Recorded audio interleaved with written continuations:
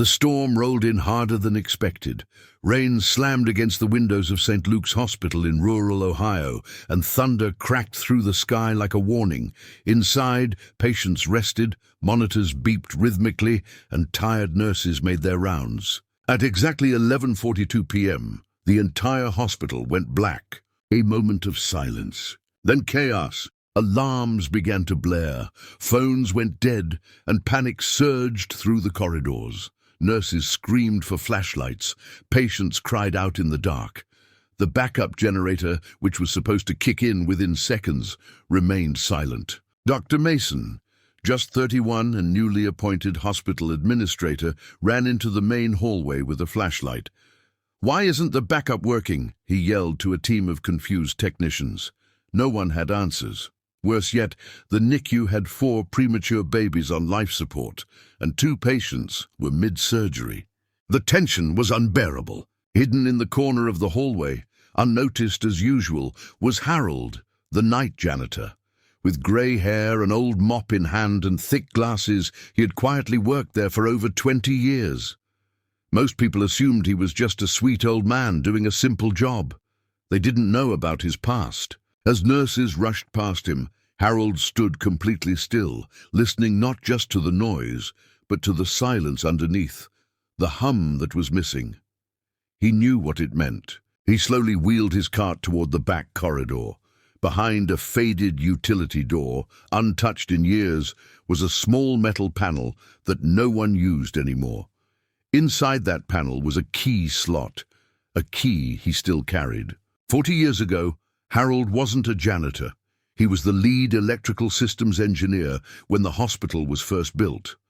But after his wife's death during a power outage in a different hospital, one where he couldn't save her, he walked away from that life and started over as a janitor in silence. Tonight, the past was calling. Harold took the key from his ring, wiped the dust from the panel, and whispered, "Let's see if you still remember me." And then he turned it. The moment Harold turned the key, a low hum stirred beneath the floor. Within seconds, the old auxiliary power system roared back to life. Not the modern backup generator that had failed, but an emergency bypass he himself had designed decades ago, hidden away and forgotten by most. Lights flickered dimly, then stabilized. The beeping of monitors returned. Air purifiers kicked in. Relief swept through the hospital like fresh air after a storm. Dr. Mason turned, stunned, as systems rebooted one by one. "What the... how?" A young nurse pointed toward the janitor's corridor. "I think it was Harold." Everyone's eyes followed as Harold slowly emerged, wiping his hands on his shirt, his face calm but weary. "Sir, how did you do that?" Dr. Mason asked, rushing over. Harold smiled faintly. "Before you were born, I built this place. I made sure there was a backup for the backup, just in case." "But you're a janitor." "I was an engineer. After I lost my wife in a blackout, I stepped away from the field, but I never stopped caring." Tears welled up in Dr. Mason's eyes. He wasn't just looking at a janitor. He was looking at the man who had just saved hundreds of lives, including 4 babies in NICU and a woman who had flatlined mid-surgery. The staff surrounded Harold, clapping, hugging, thanking him. He didn't expect it. He'd lived quietly for decades, but tonight he was seen, not for his mop, but for his mind, his legacy. The hospital board, upon hearing the story, held a special ceremony the following week. Harold was honored not just as a hero, but as the unsung architect of their safety.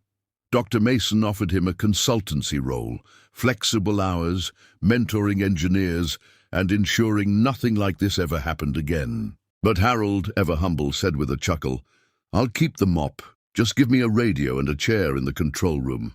And so he did. Harold continued working at the hospital, but now with respect, admiration, and a title that read Emergency Systems Advisor and Beloved Janitor. Because that night, when everything went dark, he became the light,